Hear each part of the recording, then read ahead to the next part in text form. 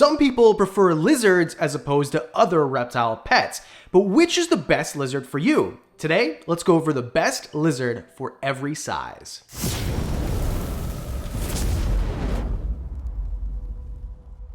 Now, obviously, everybody's looking for a different type of pet. Even with dogs, some people want a Chihuahua, some people want a Great Dane. It really depends. And then there's the guys in the middle that maybe want a Golden Retriever. How couldn't you? Look how cute she is. So, what's the best pet lizard for every size? Let's get it started. We're gonna do 5 categories, might as well. Top 5, micro, small, medium, large, and then huge. But let's start with micro, the smallest of them. And this is generally a lot of geckos. And I'm gonna give you a few different options in every category to make it a little bit more fun.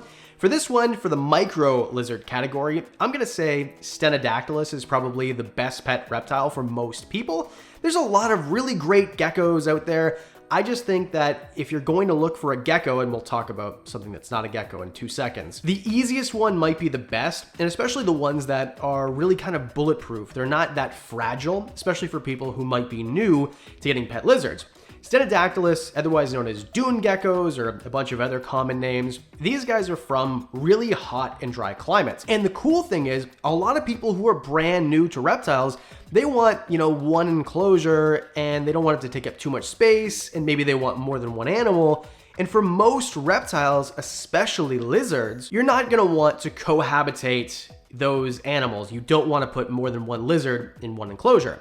But with Stenodactylus, not only can you, it's actually recommended that you do. Stenodactylus, no matter what species you get, there's a few of them, are going to live harmoniously together for the most part. Just, of course, do your research on the species before you get them. You can even keep males together in most instances. And if you want to put them on just sand, so you don't have to think of a complicated formula for your substrate, you can.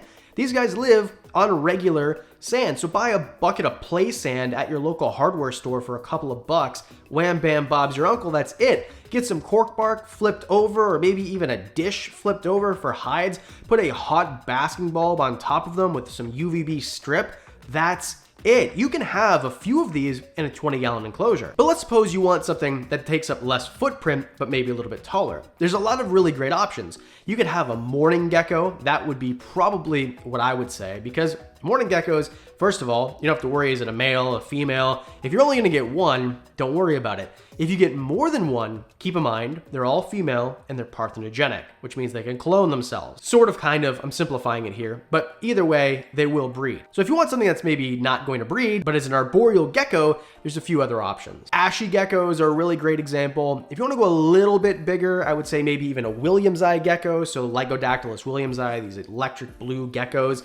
There's so many different options, but most people want something a little bit bigger, so let's move to the small category. If you're looking for a small lizard, there's really great options. Again, most of them are going to be geckos, and the best ones, in my opinion, are eyelided geckos. Now, there's a bunch of them, but let's talk about the 3 main ones. Leopard geckos, which is kind of obvious, African fat-tailed geckos, Chinese cave geckos, in that order. Simply because there's so much information about leopard geckos, there's a lot about African fat-tailed geckos, a little bit less about Chinese cave geckos, but they're so amazing. These geckos are gonna be well under a foot, 6, 7, 8 inches for a big one. Males and females are really easy to tell apart. Females, I wouldn't recommend that you just jump into cohabitating at all, but all these species for females, if you really did it the right way, could be cohab. So if you're thinking, maybe I'm an intermediate or an expert level and I'm just never had lizards, I'm a snake guy, let's say, or you're gonna progress, maybe get something like that. If you want something to breed, leopard geckos are I think that it's hard to jump into that. African fat-tailed geckos, I think the market is still available for you. And Chinese cave geckos, there's very little going on in the market right now. But keep in mind, if you want to morph, something that looks different than your friends, there's a bunch of different morphs for a leopard gecko. There's a bunch of different morphs for African fat-tailed geckos, Chinese cave geckos.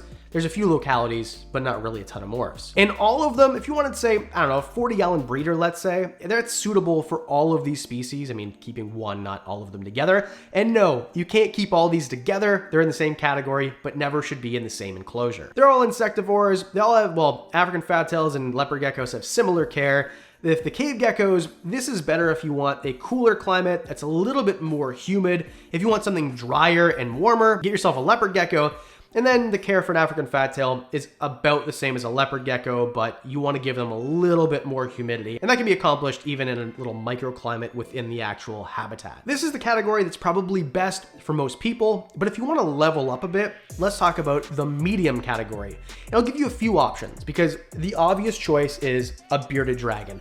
And if you've been on YouTube looking at, lizards, for example, you've seen a ton of videos about guys like this. Now, the great thing about bearded dragons, this is a normal bearded dragon, by the way. This is what they come in looking like in the wild, Centralian bearded dragons. However, if you want some morphs, you have the option, but this animal here, you could probably buy for $50 or less. However, they need a much bigger enclosure, 120 gallons, about that. So let's say 4 foot by 2 foot by 2 foot. That's kind of the standard for a lizard like this. Now, bearded dragons, they like it warmer, they like it a little bit drier. They're not insectivores, but omnivores. So you feed them insects, and you could feed them things like even pinky mice sometimes when they get older. And you want to feed them mostly when they become adults, greens, leafy greens, things like that, a tiny bit of fruit. But again, if you want to see a care guide, there's a care guide for bearded dragons right there. If you're thinking, I want a medium lizard, that's not a bearded dragon. I want it to be more unique. There's a few options. The next most common one, I would say, is a blue-tongued skink. Same dimensions for a cage size. If you get a northern blue-tongued skink, like this one here, this is Steve, my northern blue-tongued skink, you can keep them very similar. They're not going to climb as much because bearded dragons do climb quite a bit. They're technically semi-arboreal, where blue-tongued skinks will climb, but not nearly as much. Blue tongues, their diet is similar, but you're gonna feed them things like a bluey buffet, which is a prepared diet. They like snails and eggs a little bit more. They will eat insects and greens, so it's a little bit different, and even variation in between, because an Indonesian blue tongue skink is gonna look a little bit different, kind of mostly similar, and they're gonna want it more humid. So if you want a lizard that's of the same size but likes it more humid, then you can go ahead and get an Indonesian like my boy Erwin here. But let's suppose that you're kind of a hipster. You want something that's cool before it's even cool. Well, there's a few options. You can get a butterfly agama. I love butterfly agamas. They're underrated. The problem is they're hard to get captive bred, and most of the ones that you can find are, well, not captive bred. They're wild caught, so be careful about that. There's another option, say a Sudan plated lizard. You could get Sudan plated lizards, really good option. I've had them before. Not really my cup of tea, but similar care to a bearded dragon. It's really up to you which one you choose. They're all gonna be around the same length, 24 inches or under. But let's move up. Let's suppose that you're ready for something bigger than 24 or 30 inches. You're into the big boys, the large category. I'm gonna give you a few options here too. The first one, the obvious one in my opinion, is an Argentine black and white tegu. Black and white Argentine tegus are really cool because a lot of people call them the puppy dog of the lizard world. Personally, I think that a rhinoceros iguana or a rock iguana would be the puppy dog of the lizard world, but I live in Canada and we can't get them here. Although that's another great option. So if you want a tegu or if you want a rock iguana, the difference is mostly diet. There's a lot of other differences, but the big one is diet. If you want an animal that is an herbivore, then you want something like a rock iguana that's going to eat just vegetables for the most part, leafy greens and things like that. I mean, this isn't a care guide, of course. If you want an omnivore, then you want a tegu. And keep in mind, I have a black and white tegu. I have personal experience. She's really great. She's a puppy dog, a little bit of an attitude problem right now because she's going through puberty. They do brumate quite a bit. I mean, if you're a fan of the channel, you know Mushu, my tegu, has brumated quite a few times and for long periods of time, but you're going to need bigger enclosures. And this one's gonna be variable, right? If you want a black and white tegu or a rhino iguana or something like that, I recommend you're probably gonna need something about 8 feet long and 4 feet deep, 3 feet tall, probably something like that. So it's gonna be a much different experience. You need much more space in your house for these animals. I mean, these are great animals to keep outside if your climate is going to allow something like that too. And of course, there's other options. You could get a green iguana, which for the most part isn't the greatest pet. I got lucky with mine. Mine actually lives outside right now in an enclosure that's 2,700 gallons or something. It's like super big. But in the winter, he lives in that enclosure we were talking about, the 8-foot enclosure. So you're still gonna need a big space, and green iguanas are arboreal where rock iguanas are not, and tegus are not going to climb as much either. Or if you like bigger lizards that like to be up in the branches, then get something cool like, I don't know, a sailfin dragon. Those are really cool and most people you know don't have them. There's other ones too. Cayman lizards are one of my favorite.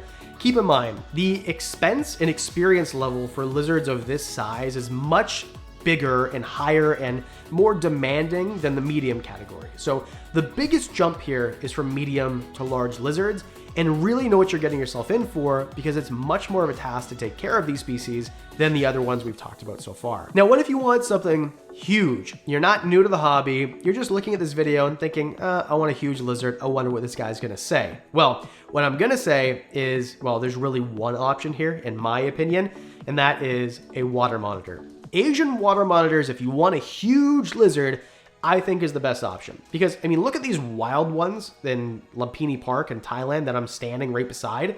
They're cool. They kind of lackadaisically flip you off with their tail. They're not really gonna try to bite you. I'm not saying that they couldn't. I mean, water monitors could bite you and it'd be a big deal. Their tail could break your skin. They could break your bones if you're a smaller person. They're very powerful animals. But for the most part, of all the large lizards, this is probably the best one for most people, and they're commonly bred in captivity. But keep in mind, you need basically a room to keep these guys in.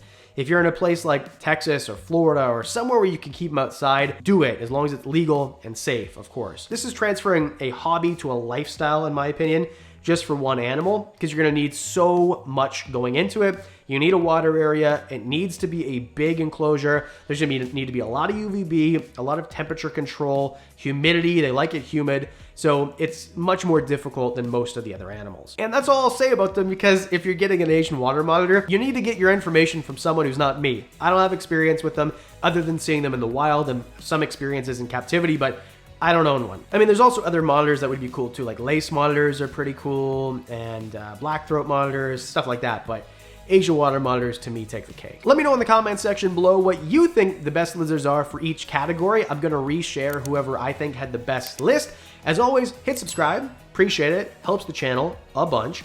And the Patreon supporters. You guys get videos early, discounts on merch, and we do one-on-ones also, where we can talk just one-on-one, all that and more for as little as $1 a month, and that's it. I do videos Mondays and Thursdays, so I'll see you in the next one.